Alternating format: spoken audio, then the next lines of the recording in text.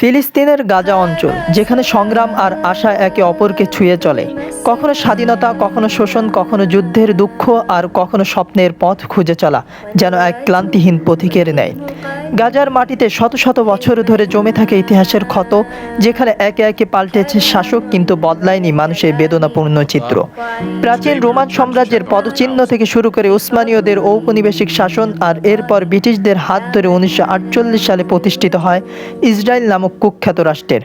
গাজা যেন এক চিরস্থায়ী সংগ্রামের জায়গা, যেখানে জীবন যুদ্ধের সঙ্গী হয়ে উঠেছে প্রতিটি নিঃশ্বাস, ব্লকেডের দেয়াল, অস্ত্রের গর্জন, আর মানুষের অভ্যন্তরের এক গভীর বিষাদ। এখানে বসবাস করা মানুষ শুধু শ্বাস নেওয়া নয়, বরং এক টুকরো স্বাধীনতার স্বপ্ন দেখে চলা।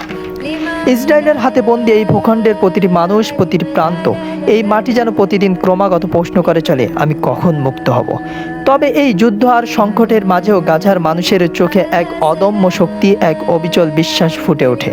অথচ তাদের পেটের ক্ষুধা, তাদের অশান্ত মন, তাদের মরুভূমির মতো নিঃস্ব ভবিষ্যৎ কেবল নিঃশব্দ চিৎকারেই প্রকাশ পায়।